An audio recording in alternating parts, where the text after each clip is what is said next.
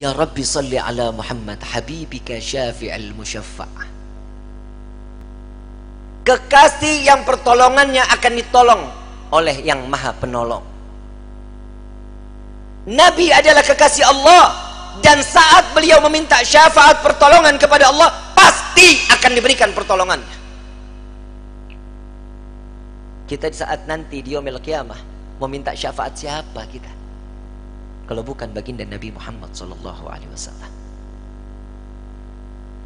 Saat orang berbondong-bondong lari ke sana, lari ke sini di padang mahsyar. Pak, Bu, simak baik-baik. Padang mahsyar ini awal mula terdapatnya suatu yang baik atau yang buruk, neraka atau sorga, sudah terlihat saat di padang mahsyar. Padang mahsyar, Nabi SAW mengatakan, orang yang berbondong-bondong masuk ke dalam padang mahsyar tidak akan mengenal siapa suaminya, tidak akan mengenal siapa bapak dan ibunya, bahkan anaknya. Mereka nafsi-nafsi, sendiri-sendiri, berharap cemas di hadapan Allah. Satu orang akan ditumpuk 1000 orang di atasnya. Orang yang dapat menginjakkan kaki di padang mahsyar, dia adalah manusia yang aman. Sampai-sampai fitnah daripada padang mahsyar, ada seorang ibu yang sedang menggendong bayinya, menaruh bayinya di padang mahsyar, di tanah padang mahsyar, diinjak bayi tersebut agar lebih tinggi. Nggak sadar dia, anaknya dijadikan satu pijakan agar dia selamat dari siksaan padang mahsyar. Para wali min awliyaillah, orang-orang saleh, berbondong-bondong keliling ke Nabi Allah Adam. Wahai Nabi Allah Adam, berikan kami syafaat.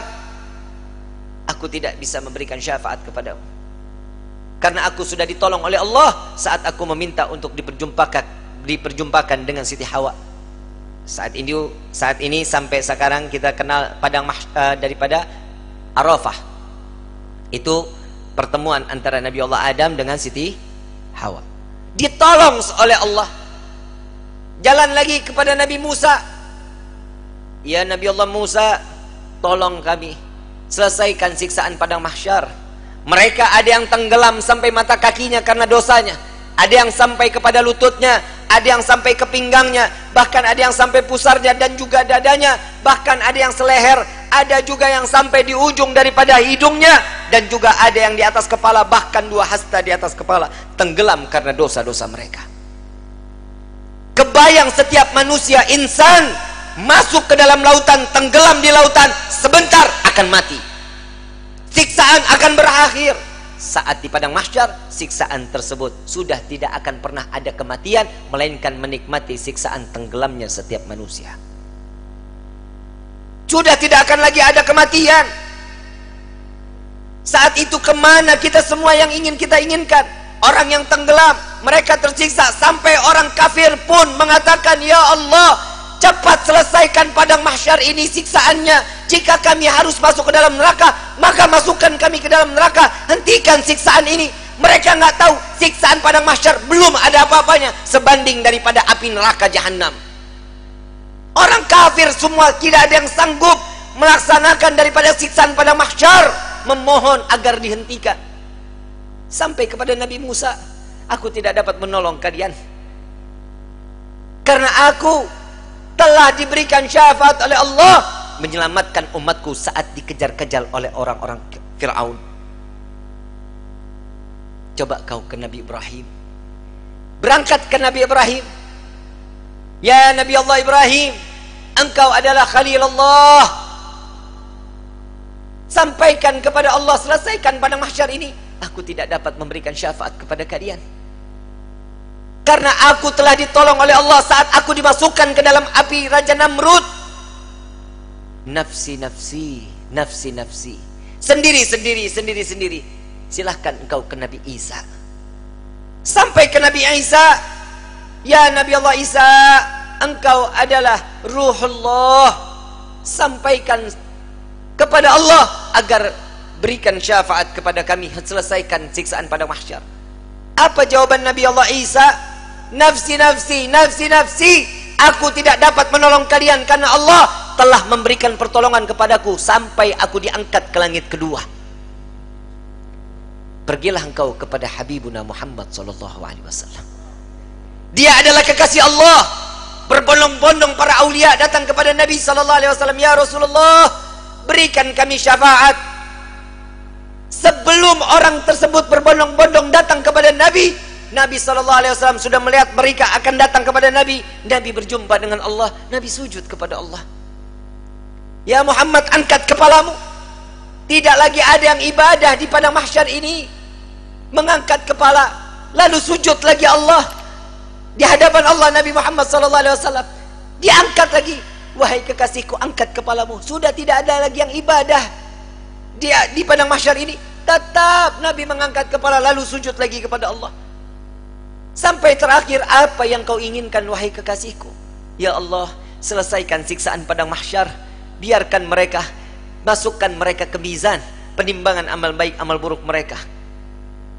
"Ya Muhammad, engkau meminta tanpa sujud kepadaku, aku akan memberikan apa yang kau inginkan." Nabi Muhammad SAW tanpa sujud, jika dia meminta kepada Allah pasti akan dikabulkan. Dengan akhlak baginda Rasul SAW, beliau sujud, tahu beliau adalah seorang hamba yang pantasnya untuk sujud kepada Allah. Dia adalah Nabi SAW. Tatkala mereka datang bersama dengan Nabi, "Ya Rasulullah, mintalah permohonan kepada Allah." Apa jawaban Nabi? "Analaha, analaha, analaha." Aku yang dapat menolong kalian, aku yang akan memberikan syafaat kepada kalian, aku yang akan membebaskan kalian dari siksaan padang mahsyar di hari ini. Saat dia meminta selesai padang mahsyar, masuk mereka semua ke mizan. Sampai di mizan, Nabi berdiri di depan mizan melihat rombongan daripada umatnya. Saat beliau dalam keadaan dosa yang begitu besar, Nabi sujud kembali di hadapan Allah. "Ya Rabb," doa baginda Rasul sallallahu alaihi wasallam, "Ya Allah, ringankan beban dosa umatku, beratkan pahala mereka, ampuni dosa mereka ya Allah."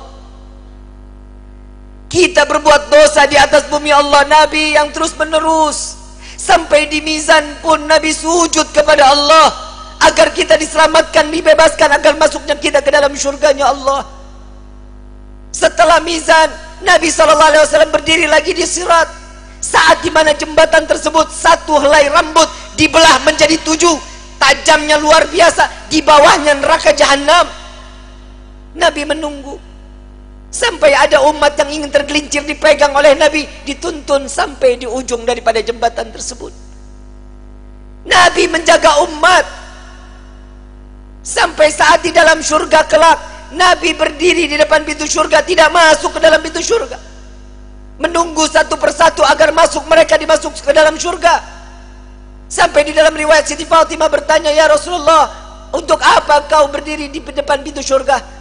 "Aku menunggu umatku, jika satu yang tertinggal belum masuk ke dalam surga, maka aku tidak akan pernah masuk ke dalam surganya Allah." Huwa Muhammadah, dia adalah Sayyiduna Muhammad. Sampai di dalam satu riwayat lain, Rasulullah izin kepada Allah melihat daripada daftarnya umat satunya belum masuk ke dalam surganya Allah. Nabi berbincang kepada Allah, "Ya Rabb, izinkan Muhammad untuk memeriksa neraka." Sampai beliau masuk ke dalam neraka mencari umatnya, lalu setelah itu diambil, lalu dibawa masuk ke dalam surganya Allah. Dia adalah Sayyiduna Muhammad, dia adalah pemimpin kalian, dia adalah Nabi kalian, dia adalah Rasul kalian. Tidakkah kalian malu tatkala kalian berbuat dosa di hadapan Allah? Oh, sampai kapan hidup kita selalu tutup mata di dalam kemaksiatan kepada Allah? Hei para alim ulama, hei para kiai, hei para habaib, dosa apa yang kalian lakukan sampai terus menerus Indonesia diberikan daripada bala dan bencana? Wahai umat Nabi Muhammad, dosa yang mana yang kalian lakukan sehingga kalian enggan untuk bertaubat kepada Allah? Tubna ilallah, tubna ilallah. taubatlah kepada Allah, mohon ampunlah kepada Allah. Jika para aulia, para orang-orang saleh, kakek nenek kita terdahulu, dengan bangga mereka saat kelak nanti masuk ke dalam syurga dengan membawa pikulan amalan-amalan kebaikan di hadapan Allah, bagaimana nasib kita? Saat mereka diperiksa oleh Nabi SAW satu persatu, dengan bangga Nabi mengatakan dengan amalan mereka, zakat mereka, sedekah mereka, sholat malam mereka, Nabi mengatakan, dia adalah umatku ya Rabb. Bagaimana dengan kita yang membawa pikulan dosa di hadapan Allah? Tatkala kita membawa pikulan-pikulan dosa, dibuka, diperiksa oleh Nabi, Nabi tetap mengatakan dia adalah umatku ya Allah, sambil meneteskan air mata di hadapan Allah.